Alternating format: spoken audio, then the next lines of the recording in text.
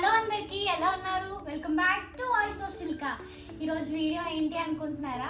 So మేము రూమ్లో ఖాళీగా ఉన్నాము, వర్క్ కూడా అయిపోయింది. ఏం చేద్దామా అని ఆలోచిస్తే పావ్ బాజీ చేసుకుందామని చెప్పి కావాల్సినవన్నీ అయితే తెచ్చుకున్నాము. సో ఇవన్నీ వెజిటేబుల్స్, ఇంకా ఇంట్లో ఏమేమి వేస్తాం, ఆనియన్, టమాటో, ఇంకేదో వేస్తాం, అదేంటో చూపిస్తాను. సో ఫస్ట్ అయితే వెజిటేబుల్స్ అన్ని కట్ చేసుకుందాం. సో చూసేయండి వీడియో.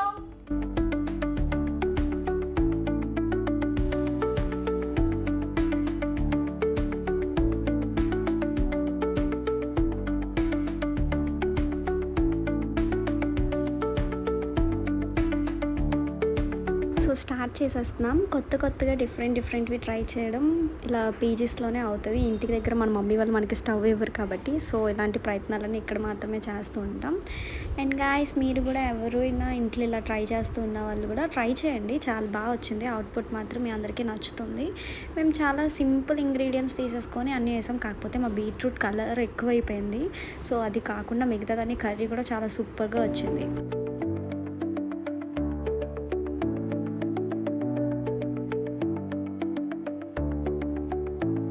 సో పావ్ బాజీ కూడా ఇంట్లో రెడీ చేసుకోవచ్చు అనమాట. సో నాలా ఎవరైతే ఇంట్లో రెడీ చేస్తున్నారో ప్రతి వాళ్ళు కమెంట్ చేయండి. మీ అందరికీ వీడియో తప్పకుండా నచ్చుతుంది. నచ్చితే లైక్ చేయండి, షేర్ చేయండి, సబ్స్క్రైబ్ చేయండి.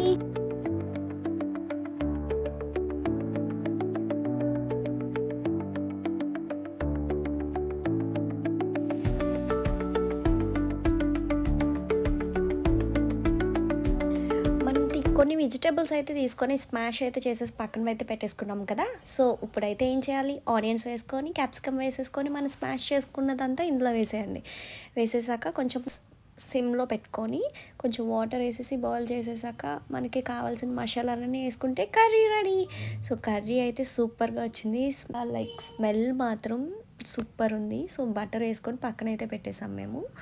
లాస్ట్ గార్నిష్ కొత్తిమీర వేసాము, అయిపోయింది. సో ఇప్పుడేమో చేంజ్ చేస్తున్నాం తెలుసు కదా, పావ్ బాజీని అయితే వెయిట్ చేసేసుకుంటున్నాం.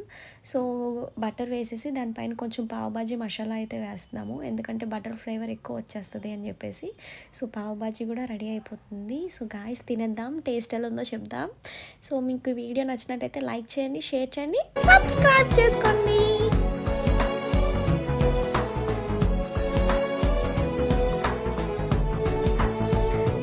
పావు కూడా రెడీ అయిపోయింది. సో మనం ఇప్పుడు ఏం చేయాలి, టేస్ట్ అయితే చేసేయాలి కదా. సో టేస్ట్ చేసేద్దాం పదండి.